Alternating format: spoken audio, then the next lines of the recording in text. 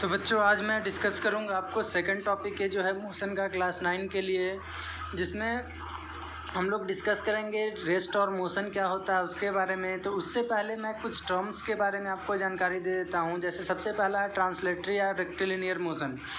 तो रेक्टिलिनियर का मतलब ही होता है स्ट्रेट लाइन में मोशन, यानी कोई भी ऑब्जेक्ट जब सीधी स्ट्रेट लाइन पे चल रहा है, जैसे मान लेते हैं यह है कि स्ट्रेट लाइन है, और अगर कोई भी ऑब्जेक्ट हो, आदमी ये मान लेते हैं ये स्ट्रेट लाइन पे चल रहा है, तो इसके जो मोशन होगा उसी को हम लोग क्या बोलेंगे, रेक्टिलिनियर मोशन।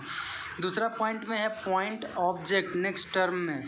तो ये पॉइंट ऑब्जेक्ट क्या होता है, तो देखो पॉइंट का मतलब ही होता है बिल्कुल ये पॉइंट है, तो पॉइंट मतलब इसका ना कोई लेंथ होगा, ना कोई ब्रेथ होगा, ना कोई हाइट होगा। लेकिन फिजिक्स के टर्म में अगर हम बात करेंगे तो पॉइंट ऑब्जेक्ट वैसे को कहते हैं, यानी एक वैसा ऑब्जेक्ट जिसमें यूँ कह सकते हैं कि जो वो डिस्टेंस चल रहा है वो ज़्यादा होगा उसके डायमेंशन के रिस्पेक्ट में, ठीक है।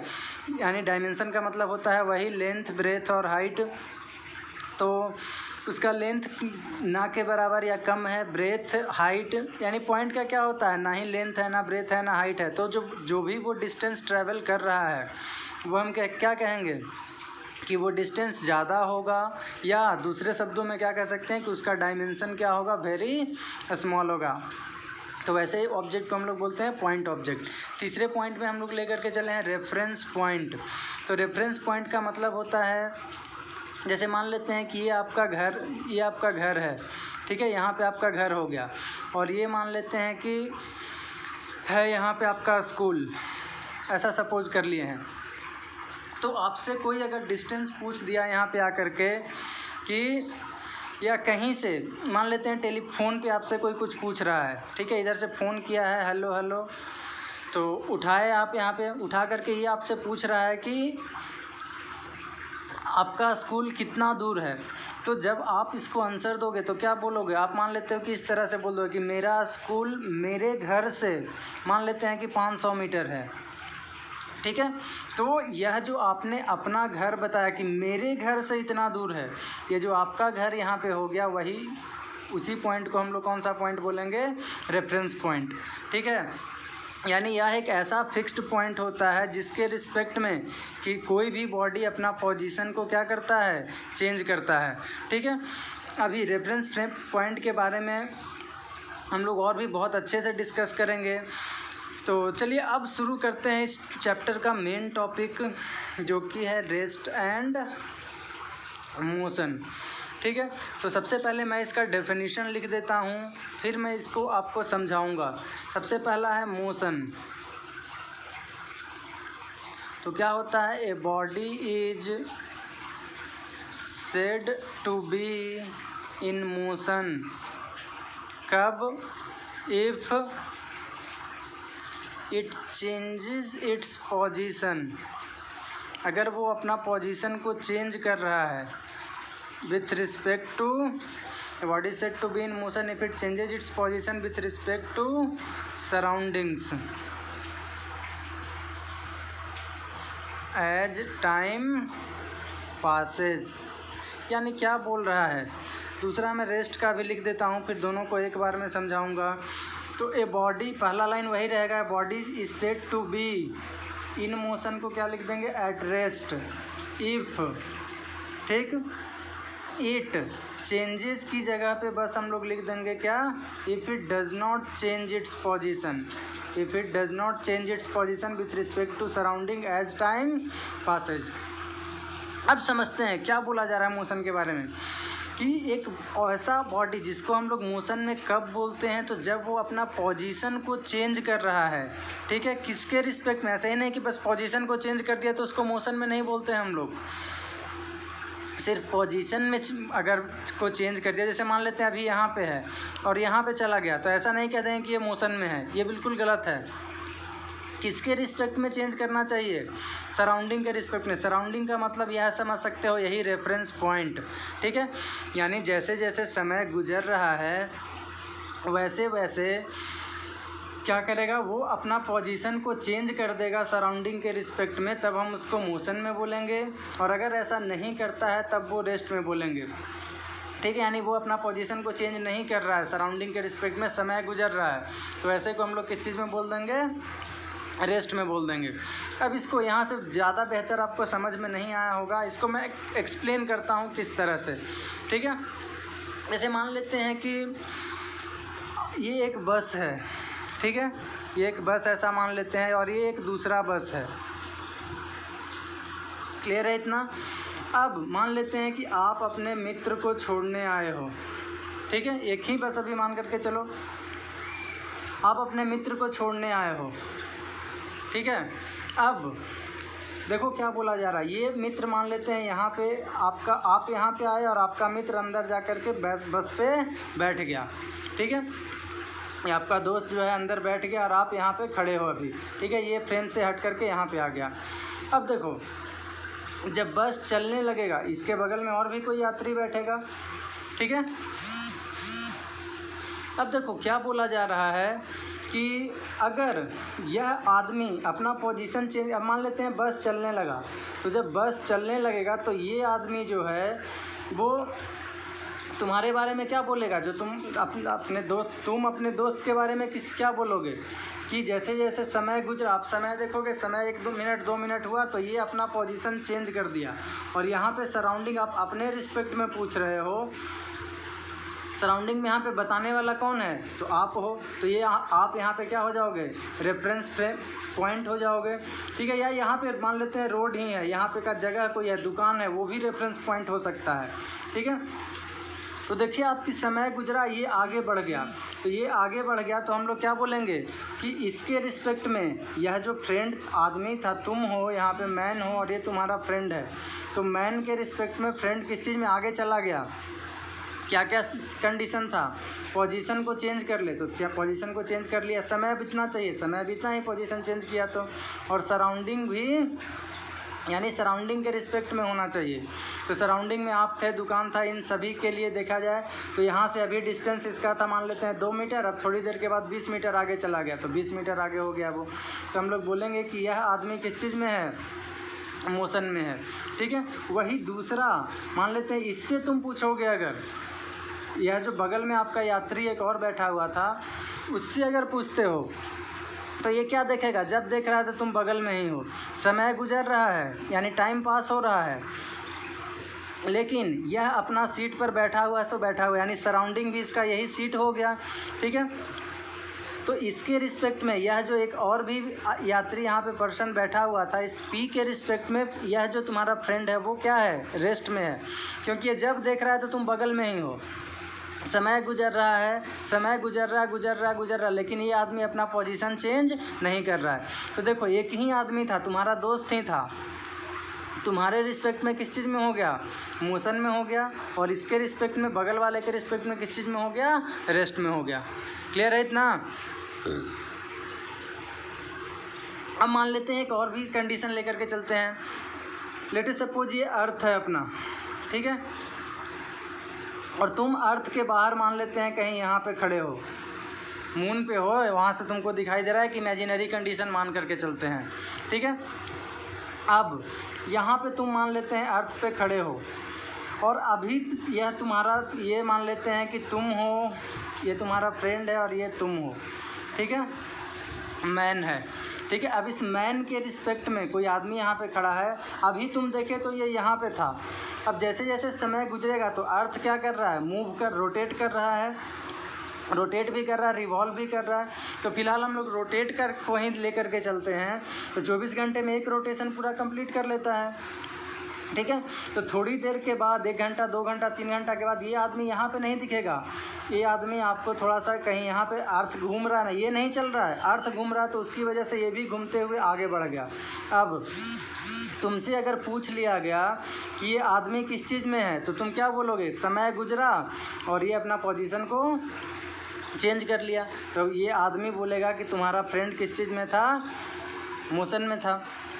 यही एक और भी आदमी को यहाँ पे खड़ा कर दो तो ये क्या रहेगा, ये भी तुम्हारे साथ ऐसे ही चला जाएगा, ठीक है। दोनों तुम रुके हुए हो, तो क्या देख रहे हो कि समय गुजर रहा है, लेकिन ये आदमी यहाँ का यहीं पे खड़ा हुआ है, तो यह जो दूसरा पर्सन था, इसके रिस्पेक्ट में तुम किस चीज़ में हो गए, इसके रिस्पेक्ट में तुम्हारा फ्रेंड किस चीज़ में हो गया, रेस्ट में, क्योंकि ये बिल्कुल तुम्हारे सामने जब देख रहा है तो अपना पोजीशन को चेंज नहीं कर रहे हो, तो ये मोशन रेस्ट में बोलेगा। लेकिन तुमसे पूछा जाए तो किस चीज़ में बोलोगे, मोशन में बोलोगे। क्लियर है। अब मान लेते हैं ये हाथ है हमारा, ठीक है, एक आदमी यहाँ पे ये है खड़ा ऐसे, और दूसरा आदमी मान लेते हैं कि कुछ भी है इस तरह से, ये दूसरा हमारा ये है, एक आदमी ऐसे है, एक ऐसे है, एक ऐसे है, इस तरह से 3 उंगली से मैं बता रहा हूँ, ठीक है। अब देखो मान लेते हैं कि ये घूम रहा है, ठीक है। अब जब घूम रहा है तो एक आदमी, ये चौथा या 2 ही इसमें लेकर के चलते हैं, ये 2 आदमी है, ठीक है, एक आदमी अलग से है खड़ा। अब ये घूम रहा है, ठीक है, तो ये आदमी, ये वाला आदमी इसके बारे में क्या बोलेगा, ये ऐसे घूम रहा है, तो ये आदमी इन दोनों के बारे में किस चीज़ में बोलेगा कि समय गुजरा, तो ये दोनों इधर से देखो पोजीशन चेंज कर रहा है, मूव कर रहा है, पोजीशन चेंज कर रहा है, तो बोलेंगे कि इसके रिस्पेक्ट में ये दोनों आदमी किस चीज़ में है, मोशन में है। लेकिन अगर इस आदमी से इस आदमी के बारे में पूछोगे तो ये क्या बोलेगा, समय तो गुजरा लेकिन ये सामने का सामने है, तो ये वाला आदमी इसके बारे में किस चीज़ में बोलेगा कि ये रेस्ट में है। लेकिन यह आदमी से पूछोगे इसके बारे में तो ये किस चीज़ में बोलेगा, मोशन में। इसी आदमी से इसके बारे में पूछोगे तब भी ये किस चीज़ में बोलेगा कि मोशन में ही है।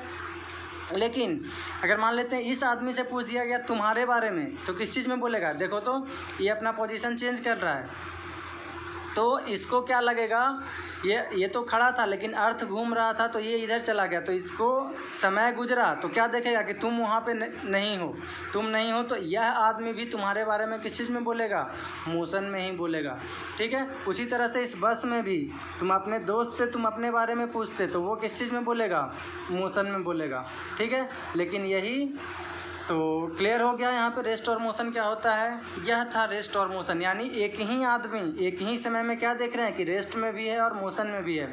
डिपेंड किस चीज़ पे कर रहा है, तो कहाँ से पूछा जा रहा है, किसके रेफरेंस में, यानी क्या सराउंडिंग है या क्या रेफरेंस पॉइंट है, उसके रिस्पेक्ट में पूछा जा रहा है, ठीक है। अब हम लोग दूसरा लेकर के चलते हैं। अगला कॉन्सेप्ट जो इसमें है वो है डिस्टेंस एंड डिस्प्लेसमेंट। तो डिस्टेंस क्या होता है, डिस्टेंस होता है बच्चों एक्चुअली में जो डिस्टेंस ट्रेवल करता है, actual distance travelled by an object, यानी कोई भी ऑब्जेक्ट या कोई भी बॉडी जो एक्चुअल में डिस्टेंस ट्रेवल किया उसी को हम लोग एक्चुअल लेंथ, सॉरी डिस्टेंस नहीं, एक्चुअल में जो लेंथ ट्रैवल किया। लेंथ में क्या क्या हो सकता है बताए थे, मीटर हो सकता है, लेंथ कैसा यूनिट मीटर होता है, डिस्टेंस हो सकता है, डिस्प्लेसमेंट हो सकता है, रेडियस हो सकता है, यानी कहीं पे भी 2 पॉइंट के दूरी की बात कर रहा है, दैट इज लेंथ। तो एक्चुअल में जो लेंथ ट्रैवल किया गया उसको हम लोग क्या बोलते हैं, इज कॉल्ड डिस्टेंस, ठीक है। और it is calculated by adding all the distance, all the length traveled by that body, यानी वह बॉडी कितना ट्रैवल कर रहा है, कैसे कैसे ट्रैवल कर रहा है, जैसे जैसे जा रहा है पूरे को कैलकुलेट कर दो। जैसे मान लेते हैं यहाँ से चलना शुरू किया कोई आदमी, इधर गया इधर गया इधर गया इधर गया इधर गया, ऐसे गया, इधर 5 metre 2 metre 3 metre 4 metre 5 metre ऐसे चला कुछ, तो टोटल को जोड़ दो। तो डिस्टेंस यही कहता है कि सबको जोड़ दो, जैसे जैसे चला, 5 चला, 2 चला, 3 चला, 4 चला, फिर 5 चला, तो इन सबको जोड़ दोगे तो वही क्या कहलाएगा, हमारा डिस्टेंस कहलाएगा, ठीक है।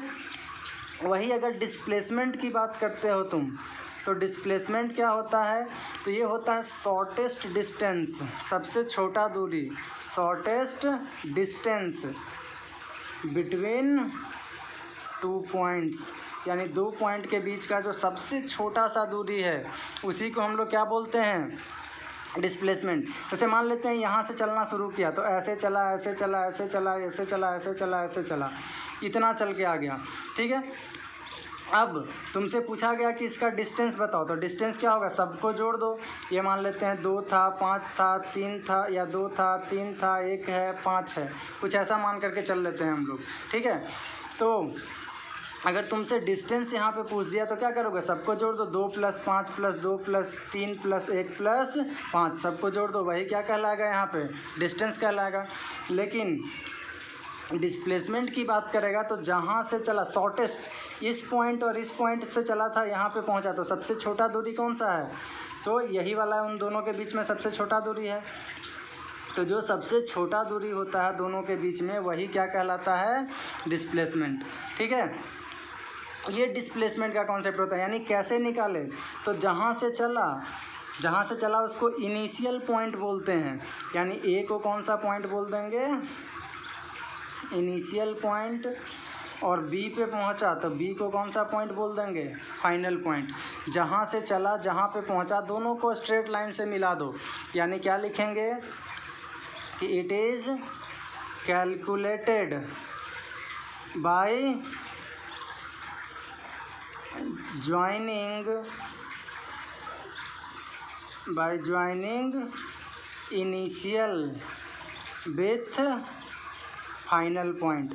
इनिशियल पॉइंट को फाइनल पॉइंट से मिला दो, ऐसा नहीं कि जैसे तैसे मिला दिए, बाई ए स्ट्रेट लाइन, एक स्ट्रेट लाइन से मिला दो उसको, ठीक है। वही क्या कहलाएगा हमारा, that length is called, that length या दैट डिस्टेंस इज डिस्प्लेसमेंट, वही डिस्प्लेसमेंट कहलाएगा। जैसे और भी मैं एग्जांपल लेता हूँ, मान लेते हैं कि यह कोई स्क्वायर है,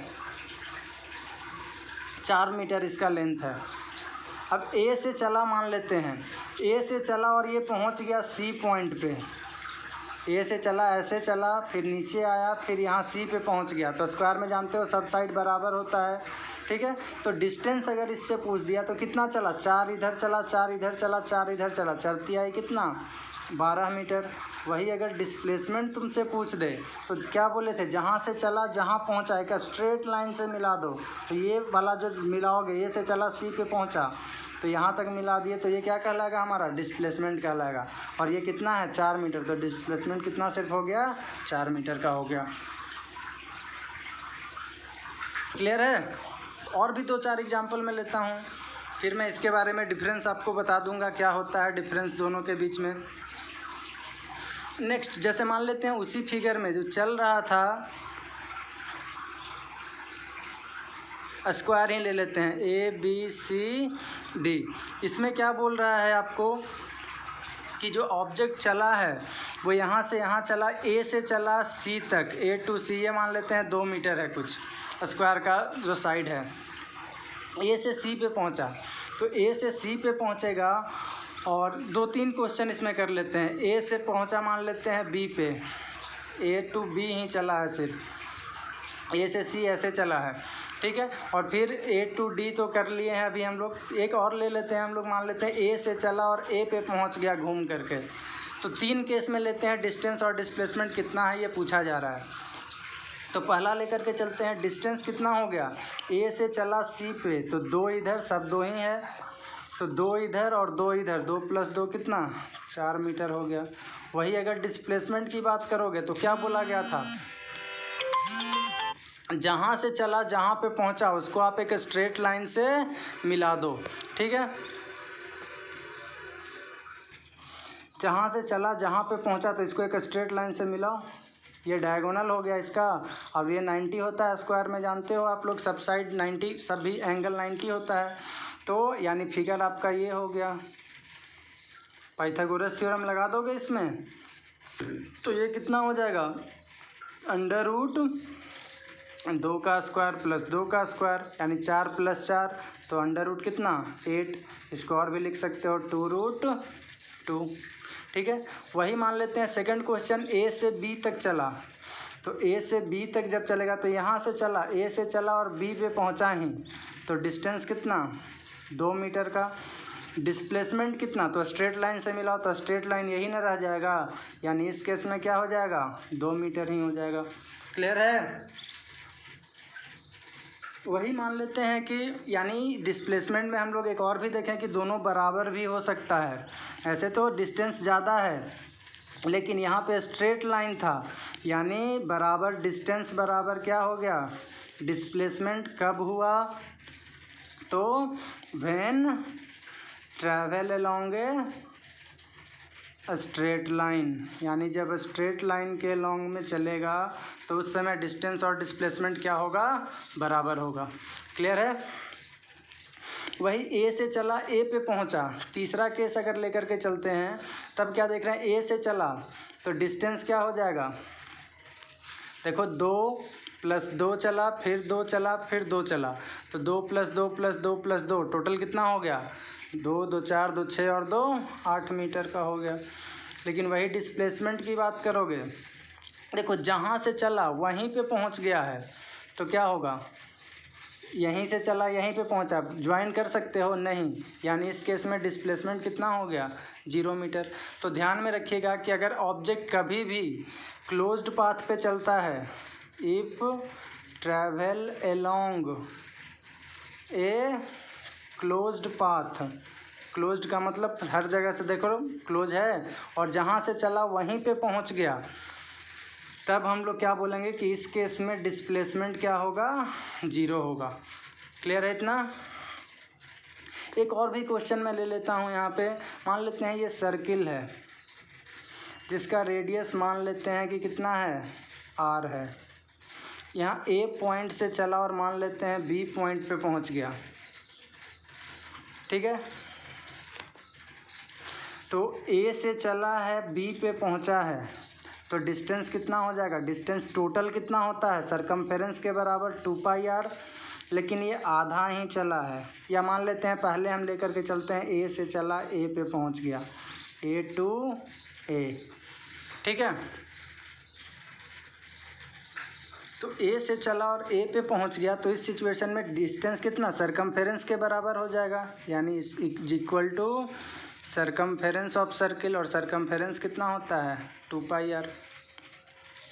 यही इस सिचुएशन में डिस्प्लेसमेंट निकाल सकते हो। अब यहीं से चला और यहीं पे पहुंच गया तो क्लोज्ड पाथ पूरा बन गया, तो डिस्प्लेसमेंट कितना, 0।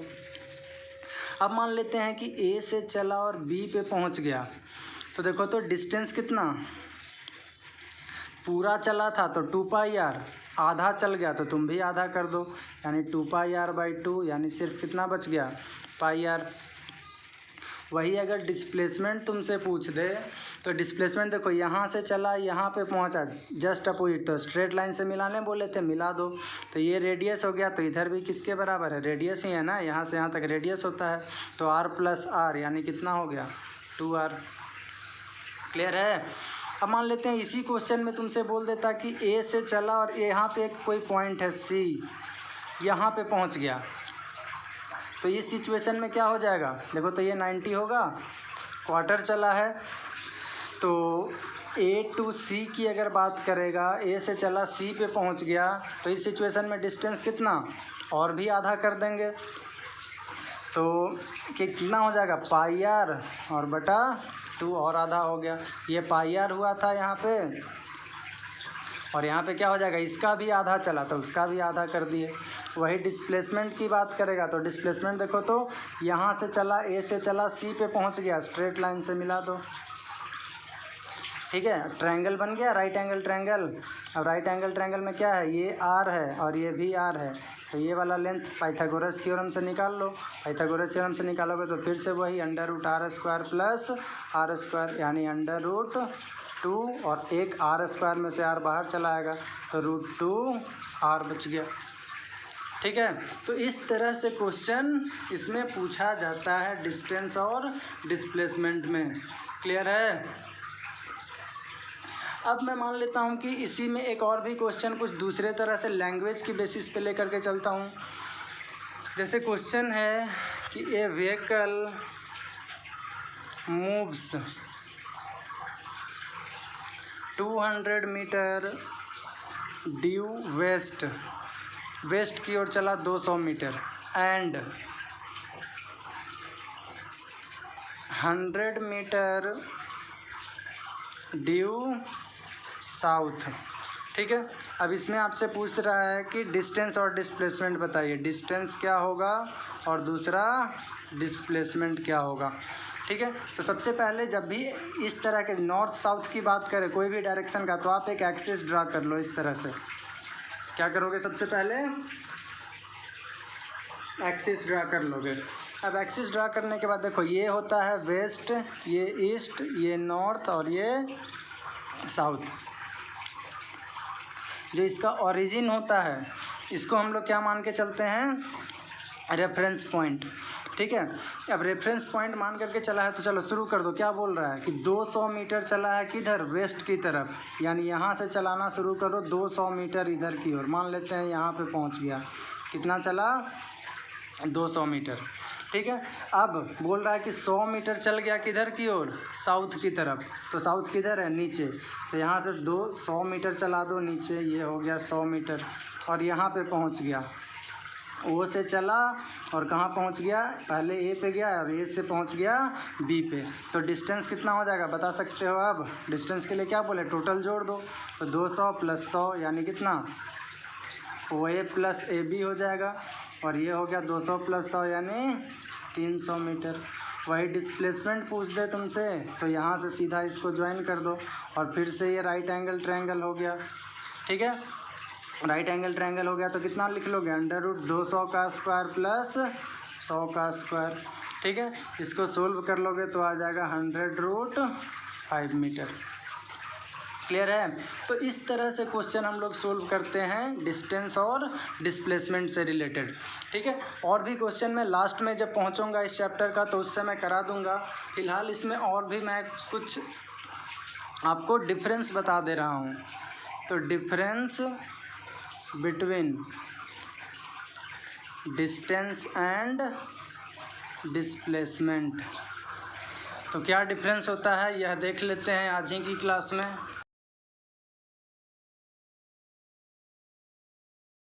तो डिफरेंस के लिए क्या करते हैं, सबसे पहले हम लोग एक साइड में डिस्टेंस लिख लो और दूसरे साइड में डिस्प्लेसमेंट लिख लो। डिस्टेंस में हम लोग क्या देखें कि ये क्या होता है, एक्चुअल पाथ होता है। ठीक है, एक्चुअल पाथ का जो लेंथ है वही डिस्टेंस होगा। और ये क्या होता है, shortest distance between 2 points, shortest distance between 2 points, ये हो गया आपका डिस्प्लेसमेंट। सेकंड पॉइंट में हम लोग लेकर के चलते हैं। तो देखो दूसरा पॉइंट में और क्या देखें, तो यह देखो डिस्टेंस में क्या था, किधर कैसे भी चल रहा है, ऐसे मान लेते हैं चल रहा है तो क्या होगा, जैसे जैसे चला सबको जोड़े हम लोग, यानी कोई डायरेक्शन फिक्स नहीं है इसमें।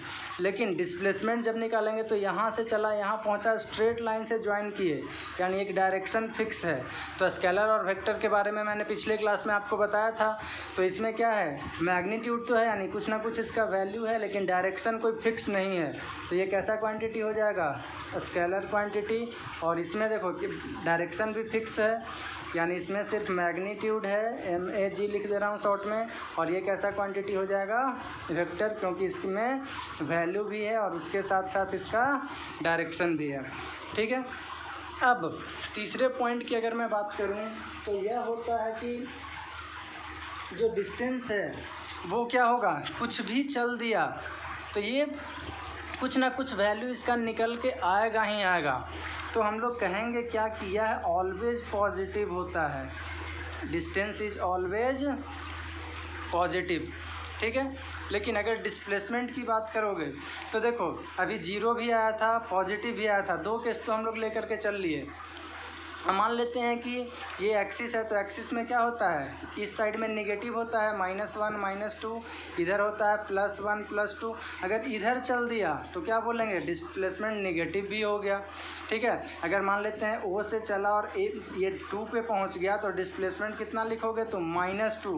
ये -2 मीटर क्या बताएगा, तो 2 मीटर तो मैग्नीट्यूड बता देगा, और माइनस जो है वो हमें किस चीज़ के बारे में बता देगा कि डायरेक्शन के बारे में। या -2 मीटर लॉन्ग मान लेते हैं, क्या लिख दिया, वेस्ट।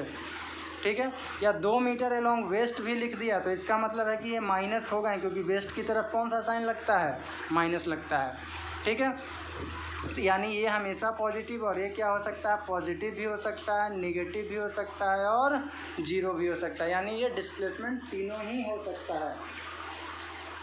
अब अगले डिफरेंस की तरफ बढ़ते हैं हम लोग, तो क्या लिखते हैं,